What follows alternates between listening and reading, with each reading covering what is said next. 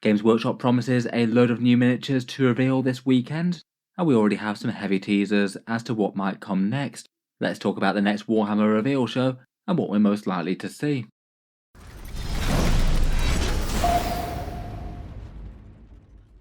Hello and welcome back to Warspecs Tactics, where today we're talking Games Workshop model reveals once more, and in this video I thought we'd talk about the Warhammer World Store anniversary reveals, which Games Workshop have confirmed will be the next major reveals for their game systems.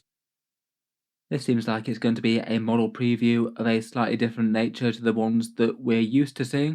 The majority of their time with the reveal calendar, they generally have live stream shows for us, usually coming from some major tournament or other, or one of the events or milestones that they're hosting themselves. This latest set of reveals is for the Warhammer World Store anniversary. I believe it might be the 25th anniversary of the Warhammer World Store. Definitely a place well worth checking out if you happen to be in the UK.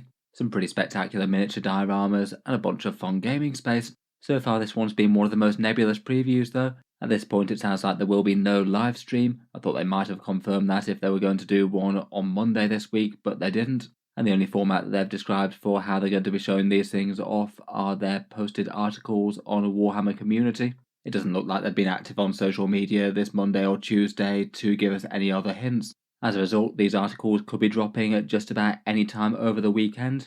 Might be right at the start of the event. I'm not sure when they're planning to do the reveal show within it. I couldn't see anything obvious in terms of timetabling there. Though of course if you know any better, let me know down in the comments. Could be helpful to know when I should be looking a little bit harder. The only miniature that they did confirm was this little goose miniature here, which I thought was kind of fun. Probably for one of their Underworld style war bands perhaps, or maybe Warcry. I certainly enjoyed the comment on one of my previous videos suggesting that this is actually a Legions Imperialis model and this thing gets the stats of a lesser Titan. That would be something for the normal size forces to have a gander at. The main questions for us 40k hobbyists though is whether or not there'll be any 40k content for it. I feel like I'm fairly hopeful that there'll be at least something worth taking a look at, given their teasers that they've given us so far. In their announcement article for it, they didn't actually show off what gaming systems would get previews as they often do, but they used the phrases, boy do we have some reveals for you, a bouquet of prime reveals, and we've got loads of new miniatures to reveal. I know Games Workshop like to talk up the significance of these shows, but that really doesn't sound like just one or two minis showing off. It does sound like it could be the equivalent of one of their live stream shows. Still though, I would try and set expectations kind of low. We've had two at least fairly major releases for Warhammer 40k shown off over the past months with the Dark Angels and the Kroot. Realistically, that's not the sort of thing that we're going to get every time, and it might well be true that they've got lots to show off, but it might be that we have quite a lot of other stuff for things that aren't 40k. Age of Sigmar, Necromunda, Heresy, and the fantasy settings all could be centre stage with the reveals. It's also possible that if there is anything more major to reveal, it might be done at Adepticon. They usually do a reveal show from there, and that's on the 20th of March or so. I feel like if there's nothing interesting from this one, then we won't have too long to wait. For 40k miniatures though, I think we have a very good idea as to what we'll probably get if anything big is shown off. Perhaps the biggest yes or no question is if there's going to be anything more for the Tau or Kroot. We've had the Tau Codex shown off as part of that Kroot Hunting Pack box set, and to be honest, the Kroot forces have already got far more than I would have expected for a release for them. No less than 4 characters, 3 Shapers and a Lone Spear. The new Carnivore Hounds and Krootox kit, but also Krootox Rampagers, giving the Tau an actual credible looking melee unit. These guys were initially revealed on the LVO livestream, and then other miniatures dropped on 3 Mondays, one after the other. It does mean that they had last Monday where they could have shown off more Kroots but chose not to, though by that point they had already told us about this reveal session. So I guess there's at least a slim possibility that they might have saved one of the last big Kroot reveals for this show. I feel like it could go one way or the other. When they initially revealed that Hunting Pack box set that had essentially 5 new kits in it, 2 copies of the Carnivores, and they said that that was about half the new Kroot miniatures on their way. Since then they've revealed another 3 kits, and that sounds like it could at least imply there could be one more thing to come. I feel like for people's wish lists, the biggest thing would probably be a Greater Narlock miniature as a centerpiece damage dealer for them.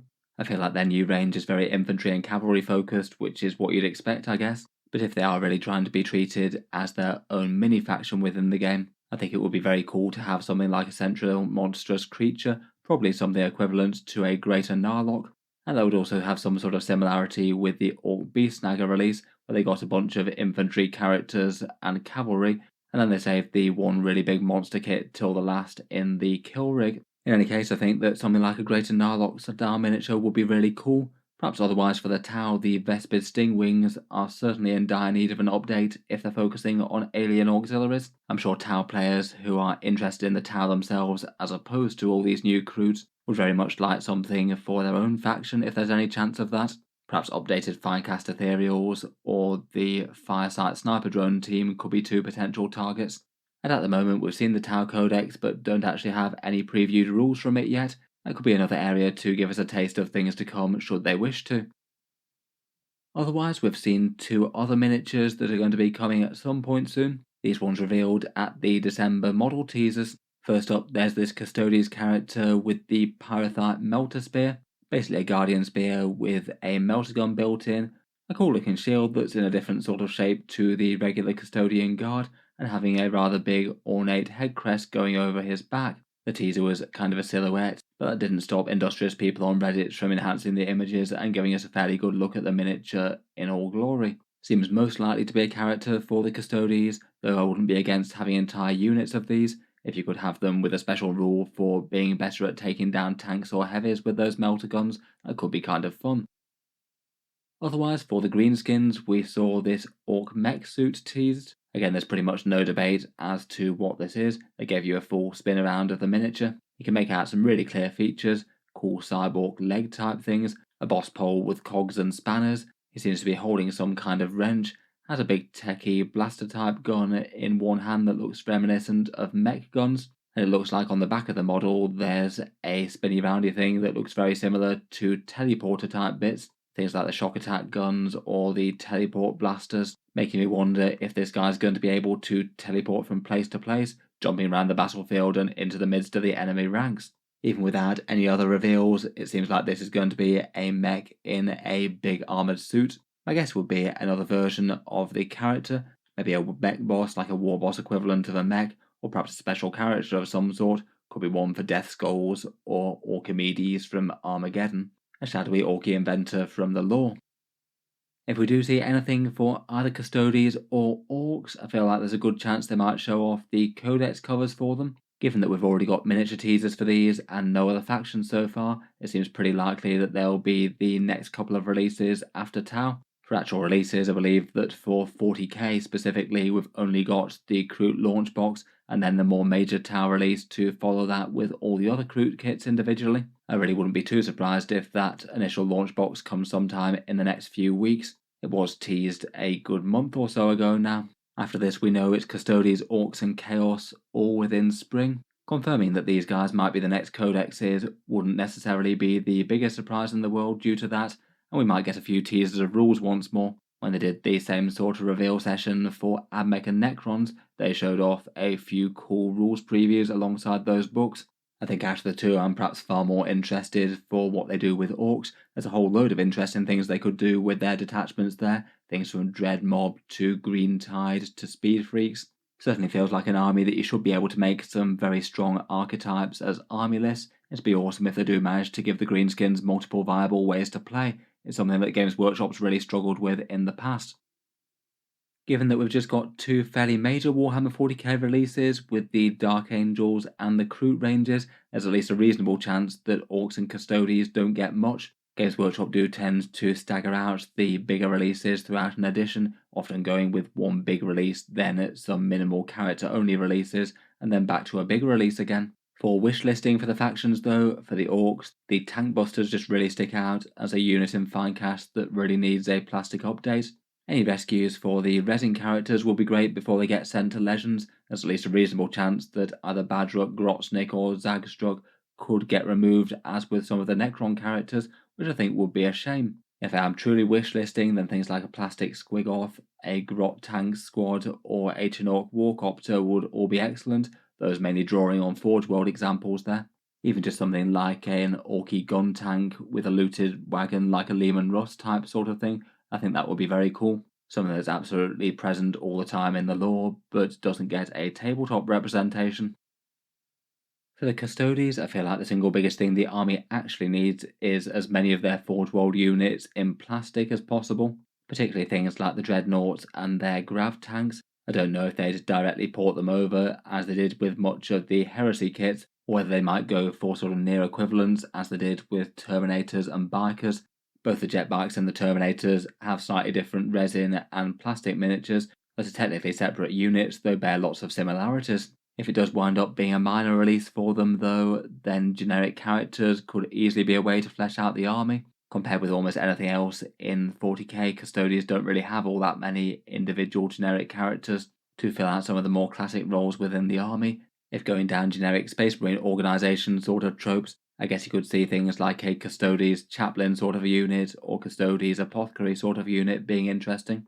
And we still have yet to find out what that Melter Spear guy is, whether or not he's just going to be a different flavour of Shield Captain or something like a whole unit of his own. Looking further afield for 40k, this is the rest of the Codex roadmap that we've got so far. Codex Chaos Space Marines being the one that we haven't heard anything about yet.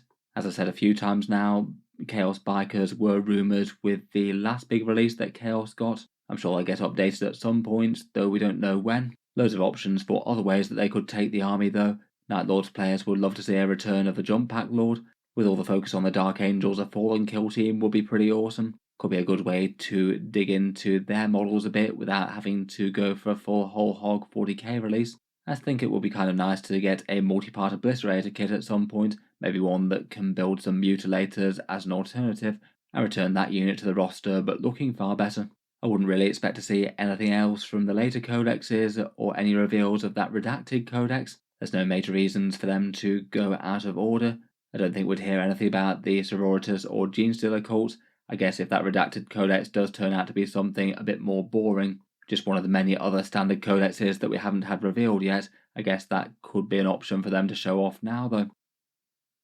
Otherwise, for Heresy releases, there's some good clues here as well. This was the tail end of their 23 to 24 timetable, with ideas what are coming in winter and spring. The Mystery Army release turned out to be Solar Auxilia. They're going to be coming this weekend with the big launch box, and if you're looking to pick that up at a discount, feel free to check out the links in the video description if you'd like to help out the channel a little. That was built for winter, and I guess technically winter finishes in March, so they weren't wrong on that regard. Kind of later than I would have expected though, and I'm sure that we still have some more to see for the Solar Auxilia, namely the Charonite Ogrins will certainly get redone given that they had miniatures for Legions Imperialis and a kind of an iconic unit of the Solar Auxilia that Games Workshop seems to have saved for a later reveal.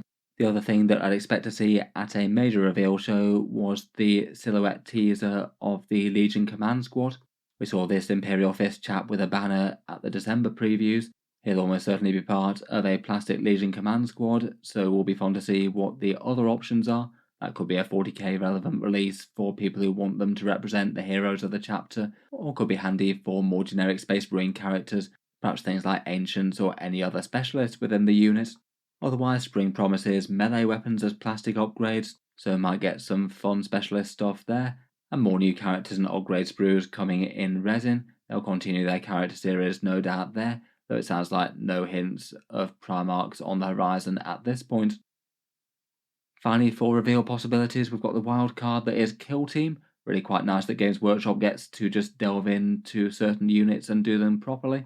Currently at time of recording, we're still waiting on the actual release date announcement of Kill Team Nightmare, the last one that was shown off a fair while back now, with the Night Lords versus the Drukhari Mandrakes. I feel like the Night Lords are particularly hotly anticipated. Their upgrade sprue from that kit is quite a fun one, I think. It's really nice to see one of the Traitor Legions get some proper attention in the 40k setting. The Mandrakes, I think, are a nice remake as well. They were one that were desperately needed for the Drukhari, given that Games Workshop don't even sell them anymore. There's still far more releases to come before Games Workshop really fix the Drukhari range though. As per normal with Kill Team, they're really good to go for all sorts. I've seen some speculation online that this ridged camo cloak type thing could perhaps be a Leagues of Votan camo cloak. We haven't seen any warriors equipped with that so far, though the strapping bits and the canisters look like they could be believably from that faction. There's been some rumours around for a while now of a scouty style Votan unit coming at some point. It certainly could be with their actual codex and no doubt model release later in the edition though, for all I know.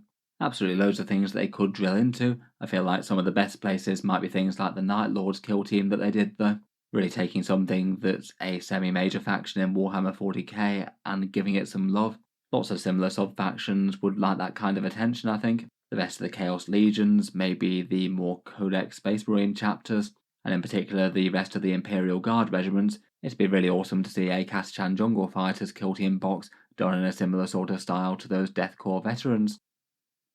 In any case though, lots of big possibilities. I think my first guess would be those December Custodes and Orks miniatures, maybe with Codex previews. Fingers crossed we get at least something interesting for the grim darkness of the far future though. Let me know what you're expecting to see or what you'd like to see down in the comments below. Look forward to hearing all your thoughts and ideas as always. I'll certainly cover any interesting news or reveals when we get them. Feel free to subscribe to Auspex Tactics if you'd like to see that. Finally, if you have been enjoying all the videos on the channel, I would just like to mention that Auspex Tactics does have a Patreon page as well. That's the main thing that supports me to keep on making videos like this quite so regularly. So if you are enjoying a lot, then any support is enormously appreciated over there. Channel patrons do get a fair few advantages, seeing certain videos early, regular votes to see what sort of things happen next on the channel, and automatic entry into the regular prize giveaways with a chance to win some big model kits each month. If any of that sounds good to you, or you'd just like to help support, the link is down in the video description. In any case, a massive thank you for listening, and I'll hope to see you guys next time.